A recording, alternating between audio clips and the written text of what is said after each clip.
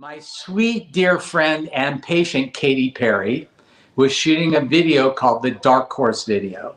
She had her makeup artist, Johnny, call me and asked me if I could create a jewel-studded grill for her to wear in this video. Well, I said, what's the budget? And he said $1,500. I'm like, are you kidding? I said, no.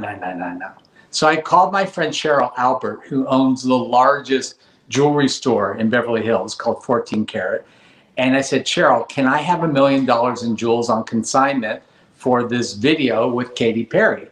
And she loaned them to me. We had them built into a platinum matrix based on models I took of Katy's mouth. And I made the $1 million grill by Dr. Bill, which has billions, not millions, billions and billions of views on the Dark Horse video. And when Katy smiles and you see that bling bling, that is a $1 million grill by Dr. Bill. And that was Guinness World Book Record too.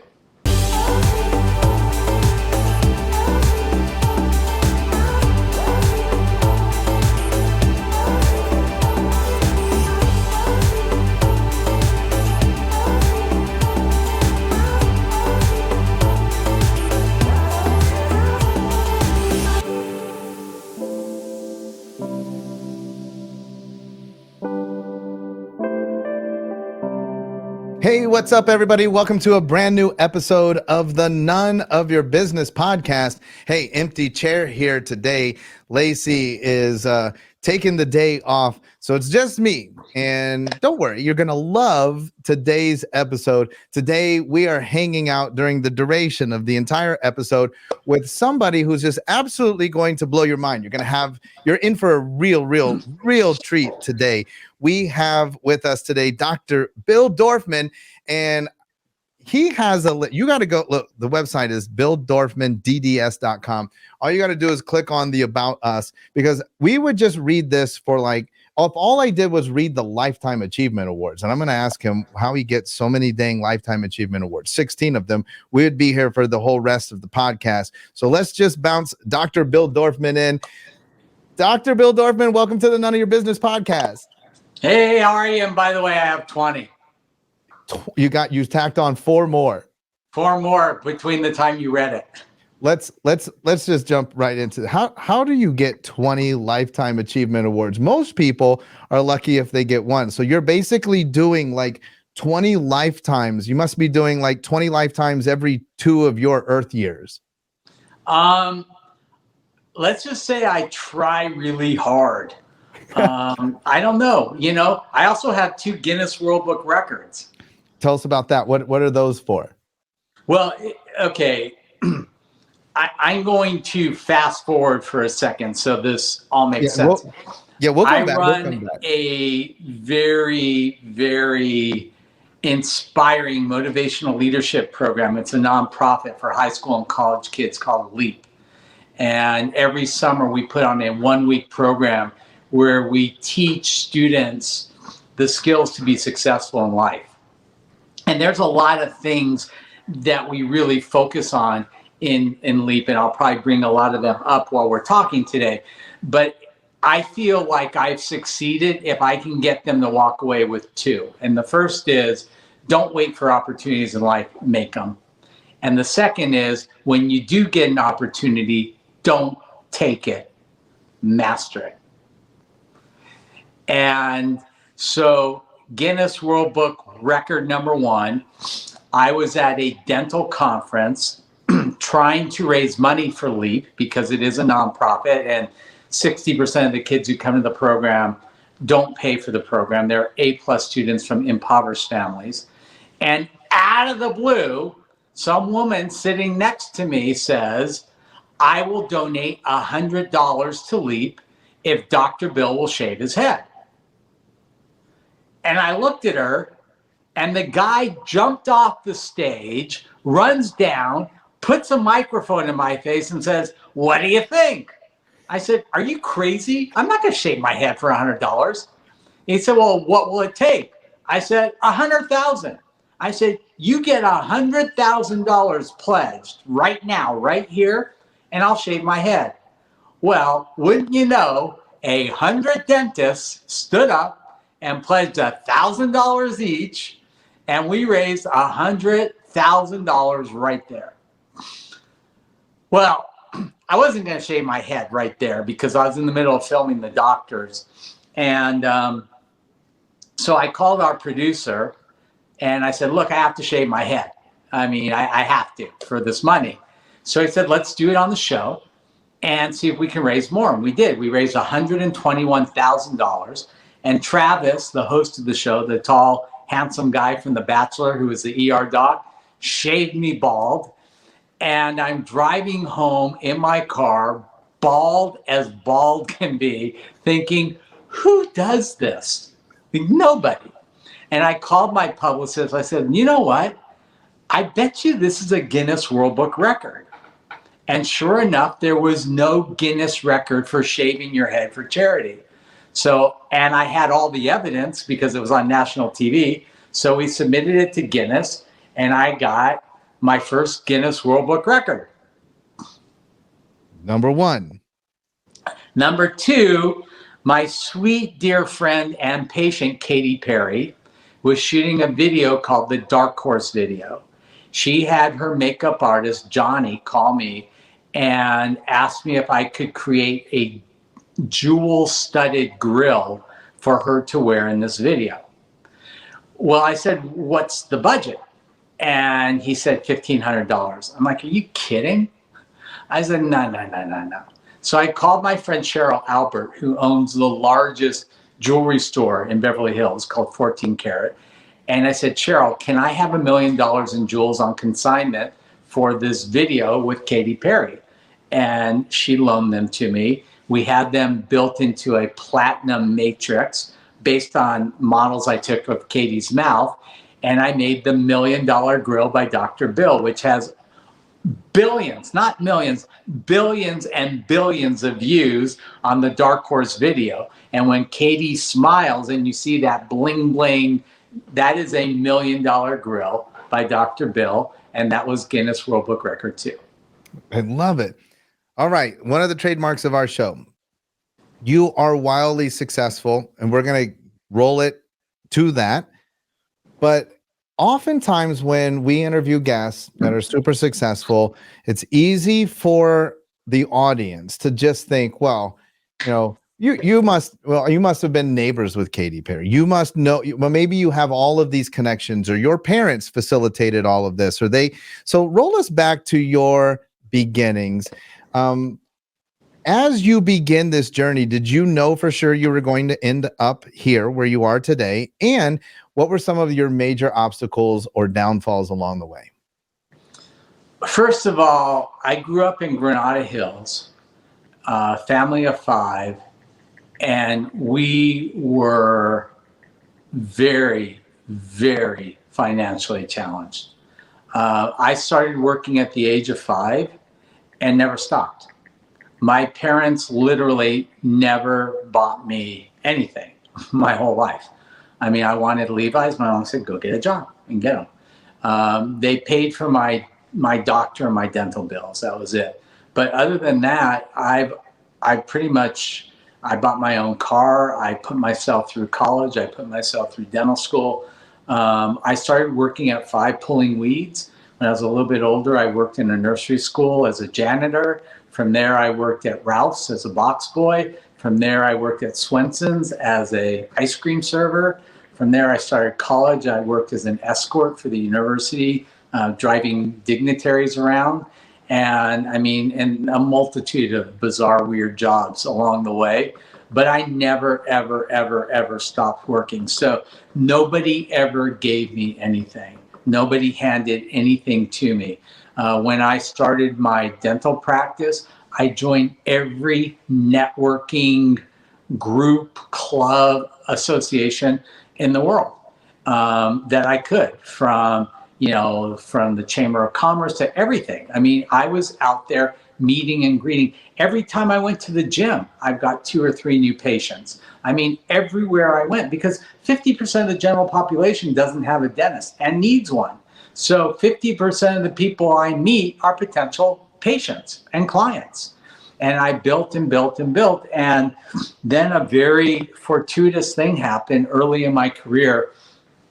A woman I went to high school with came in as a patient and needed a lot of dentistry and asked if I'd barter with her. And I said, well, what do you do? She says, I'm a publicist. I'm like, okay, well, what do you do?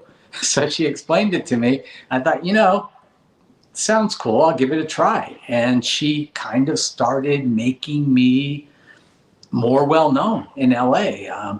Within a few months, she got me listed as the best cosmetic dentist in LA. She had a lot of connections at LA Weekly magazine and LA magazine. And she had all of these writers and people on staff come in and attest to the fact that we had a great dental office, and I did cosmetic dentistry on a lot of them. And that was kind of the beginning. And it's crazy because the very first TV show she got me on was Home and Family. And today I had an interview as a possible host on the new Home and Family show. After being on hundreds of different TV episodes, it's kind of like full circle. It's crazy. Well, we wish you all of the luck, although you don't need any of it. That would be super amazing. So you went to UCLA, and then you moved up to San Francisco and finished up, and then you opened your first practice back in LA? No. No. When I was in dental school, I was the youngest graduate pretty much in the country. And I'm sitting here, I'm 24 years old, and I'm thinking, I've never seen anything. I mean, we grew up so poor. I never traveled. I never went anywhere. And if I go ahead and open a dental practice where I'm going to be tethered to this practice for the next 40, 50 years, I'll never have an opportunity to live anywhere else. So I heard about a clinic in Switzerland. And unfortunately, they only had one position a year. And unfortunately, they had 400 applicants. Well, I was bound and determined to be the one they selected. So immediately when I heard about the program, I had every professor at my dental school who knew me write a glowing letter of recommendation. And I'll tell you how I knew they were glowing. I wrote them all. I would ask a professor to write a letter. They would look at me like, another one. I said, look, I'll write it if you'll personalize it. And they loved that. So I did that. And I realized soon that that was not moving the needle.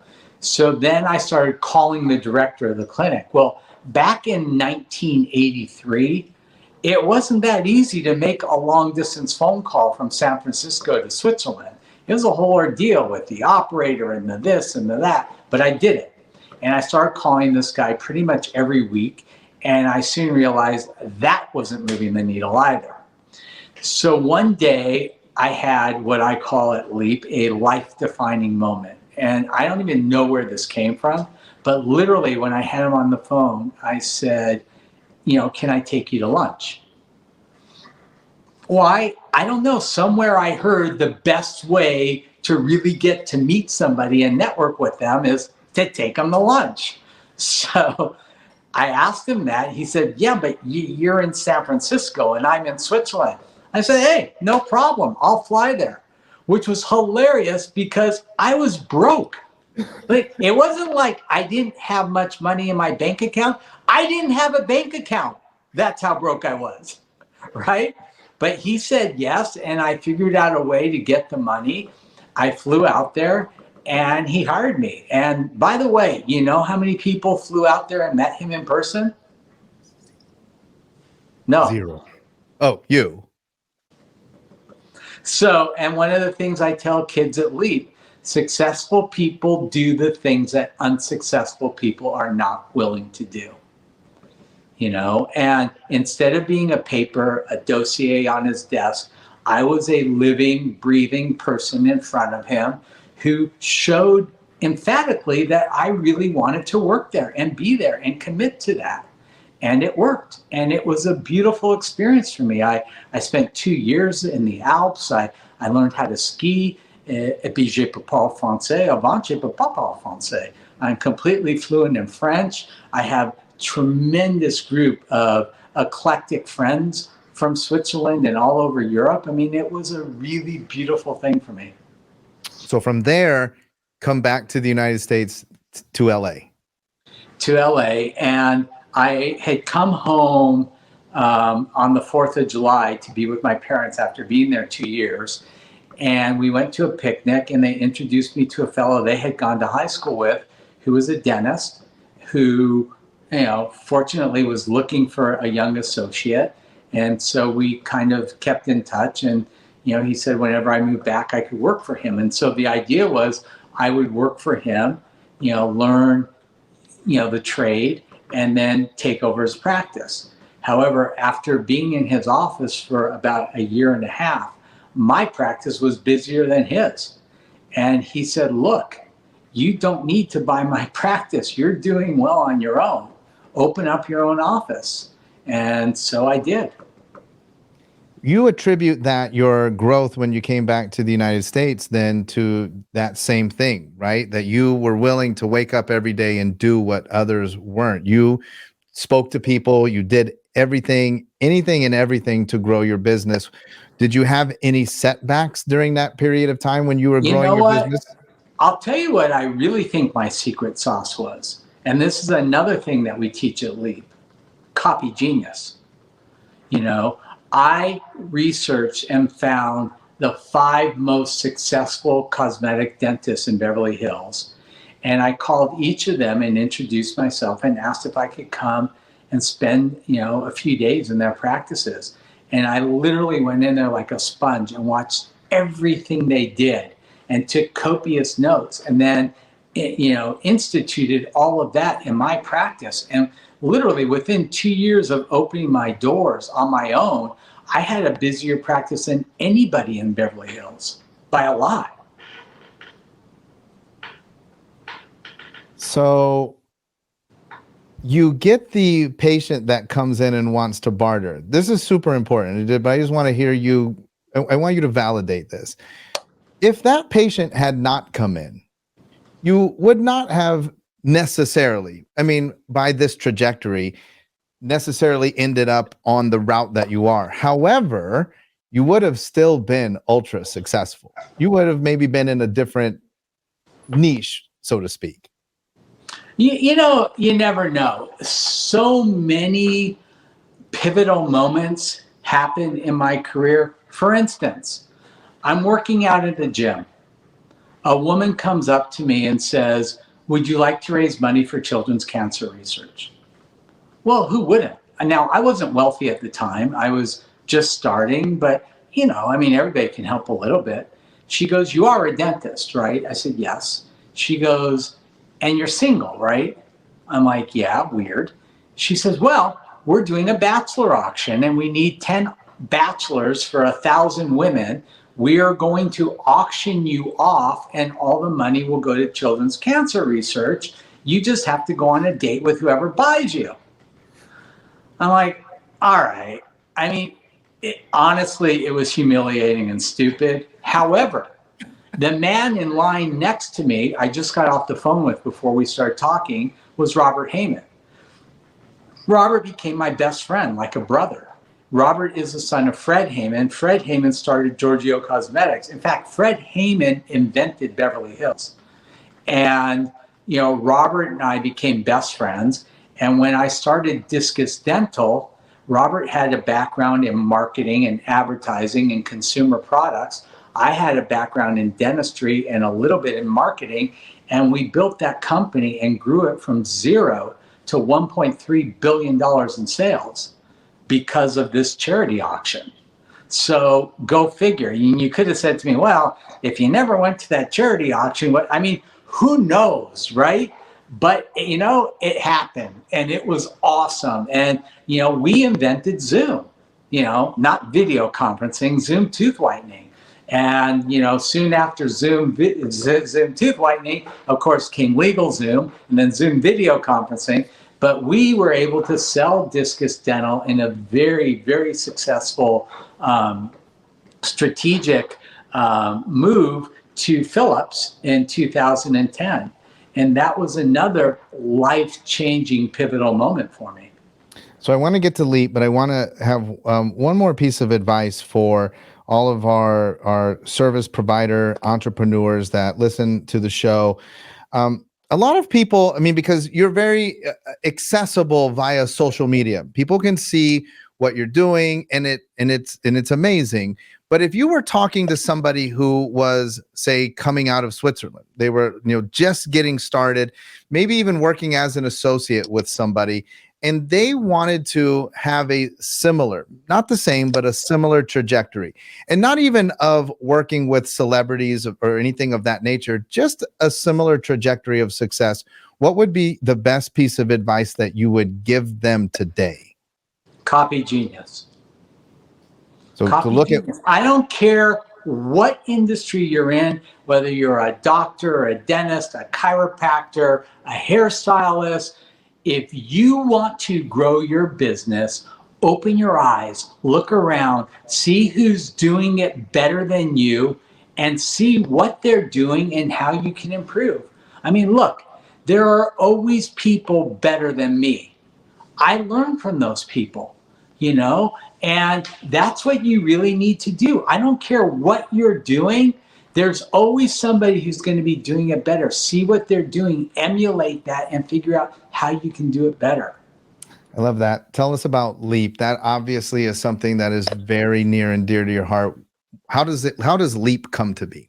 So, I mean, my mantra for life is learn so you can earn and then return.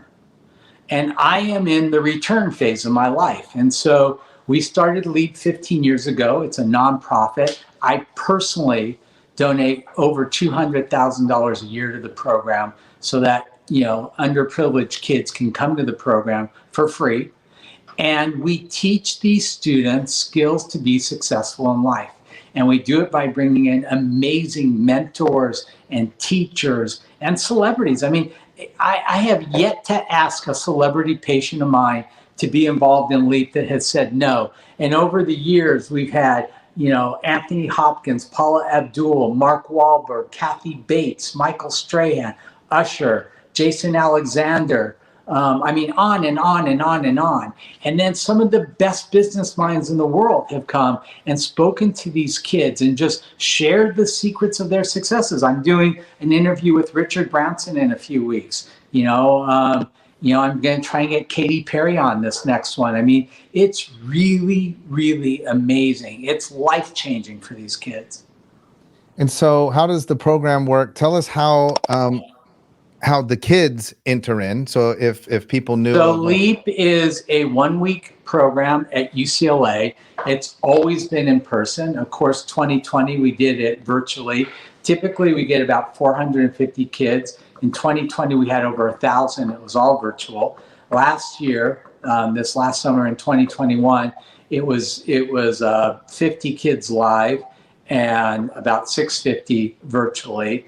Hopefully 2022 will be back to our 450 live and probably a few thousand virtual. But it's a 1-week program where we teach students skills they need to be successful in life that they typically don't learn in college. Networking, how to apply for a job, how to write a resume, communication skills, public speaking. I do a whole thing on health and fitness and well-being. We even do a program on appreciation, and kids today don't appreciate a lot. I don't know if you have any, but you got to teach them this stuff. I got two. One of them's out there actually in the LA area. But yes, I get that 100%. What's the age range of the kids, and how does a child apply or be accepted to the program? So the students are 15 to 25 plus. If you can afford to go to the program, the in-person live program is $2,500 for the week. You live in the dorms. That includes everything, your meals and whatnot. If you do the virtual program, it's $349 for the week. And if you are a scholarship student, there's a whole process where you would apply for a scholarship, and then we see if you qualify. But it's an amazing 1-week program. And the first thing we do, listen, how old are your kids? 24 and 22. Okay, same as me. I have two 23-year-olds and a 28-year-old. I have three girls. If I tell my daughter to do something, she will not do it. If you tell her to do it and you're a specialist in that area, she might do it. But I promise you that if 10 of her girlfriends tell her to do it, she's going to do it. That's why LEAP works. We take these kids, we put them in a group of 10 other kids their age, and it's like a support group to help them be the best version of themselves that they can be. Super awesome. What about on the other side of the coin, people who are inspired by this and want to support LEAP? Is there a way that people can participate financially with the program? Absolutely. So as an adult, if you want to sponsor kids, you can just go to our website, www.leapfoundation.com. There's a button you can click on that enables you to give.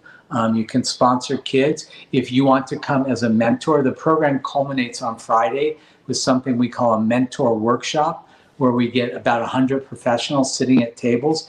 And the day before, we tell the students who's going to be there. And then you basically sit at a table and kids will ask you questions about your career path and challenges you may have had and how you overcame them and became the success that you are.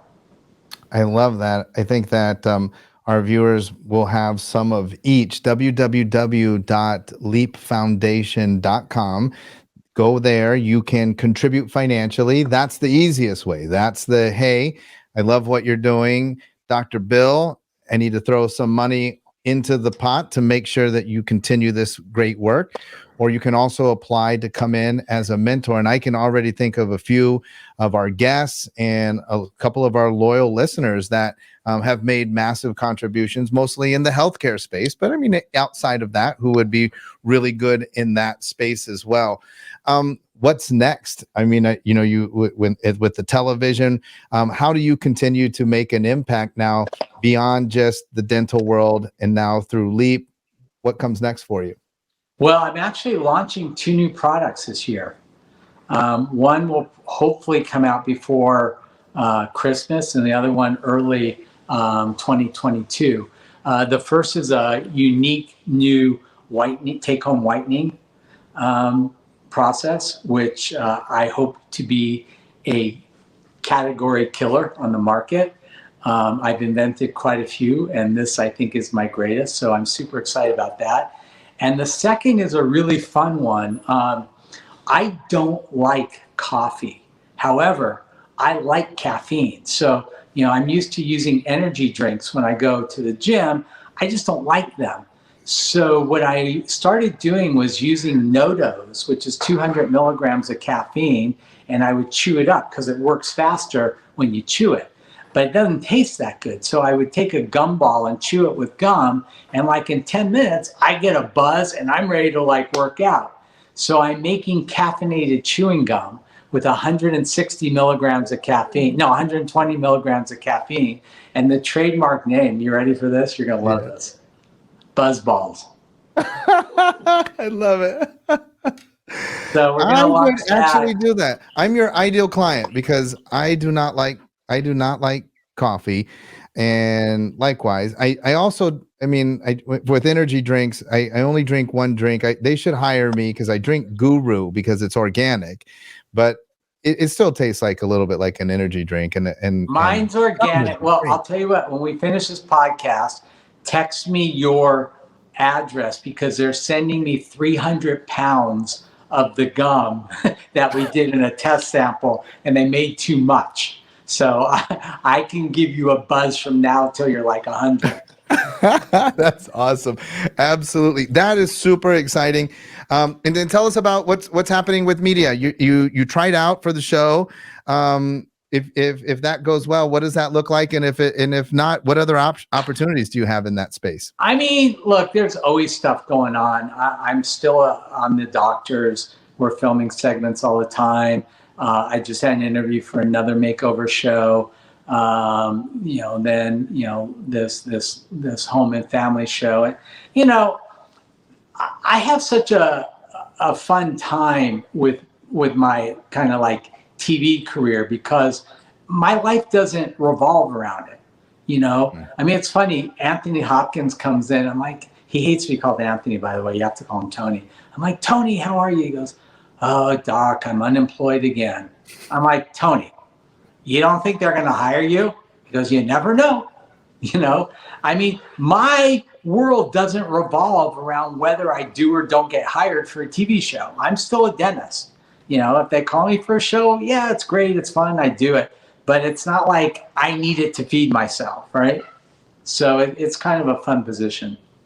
And you know what I love about this whole thing is that you provide a service. You've also have clearly that entrepreneurial side, or maybe we need to add a third side because you have that entertainment side as well. I mean, so such a natural at it. Obviously, a genuine people person.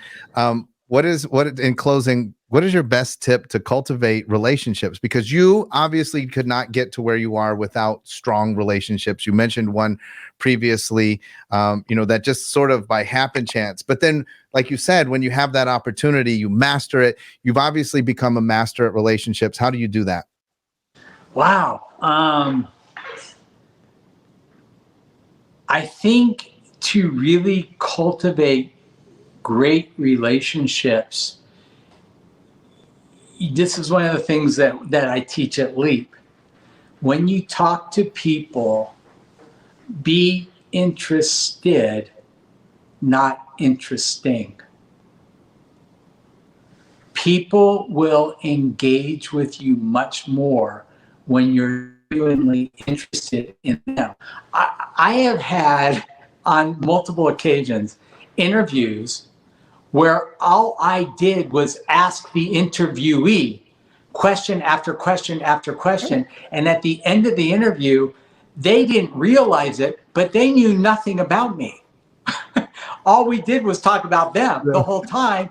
And they leave saying, that was a great interview. And I'm thinking, I don't know anything about it. But, people like to talk about themselves and they really like you when you show a genuine interest in them. Well, I can super tell, obviously, you're super good at that because you've managed to parlay these moments in time into deep, meaningful relationships. But then also, of course, being a business show, you've also managed to create partnerships and generate business from that. And that is a true skill that very, very few people have. We always say over here that we value long-term relationships. There's a lot of people that come in and out of your life, passingly, and maybe are looking to get something. But obviously, in your case, you've done extremely well parlaying your relational capital. You're obviously very good at it. Is there any part of your interesting story that we missed that you think that our viewers and listeners absolutely need to know? Yeah, but it's none of your business. I love it. I love it. Doc, you are absolutely amazing. People are going to love this episode. I know we're going to get tons of comments from it. From the bottom of my heart, thank you. I'm sad that you didn't get to meet Lacey in the empty chair. My wife, she usually co-hosts with me. You would have loved her, and she would have loved talking with you as well. I hope that we are able to stay in contact and maybe look to find some points of intersection and do some things absolutely. Together. And by the way, if any of your listeners want to contact me directly, Instagram, it's at Dr. Dr. Bill, Bill Dorfman. I know I have 1.3 million followers, but I actually honestly answer all of my DMs. So if you DM me, I promise that's me. I also have a really fun podcast. I just found out that I am in the top 2.5% of all podcasts worldwide. It's called Meet the Mentor. And I think the reason why it's so popular is because I've been able to interview some amazing people, like all the people I just talked about, like Anthony Hopkins and Mark Wahlberg and Richard Branson and Kathy Bates and Paula Abdul and Eva Longoria. I mean, on and on and on and on. So please feel free to listen to our Meet the Mentor as well. Absolutely. Our people will jump over there. I'm positive of it. I already checked out the Instagram page. I already followed that. I'll shoot you a message there as well. Thank you so much, Dr. Bill, for being with us. We super appreciate you. You are tremendous. I hope that you'll come back again sometime. Absolutely. Hey guys, that's for today. We'll be back again next week with a brand new episode of the None of Your Business podcast. Make sure that you like, subscribe, review, tell all your friends about us.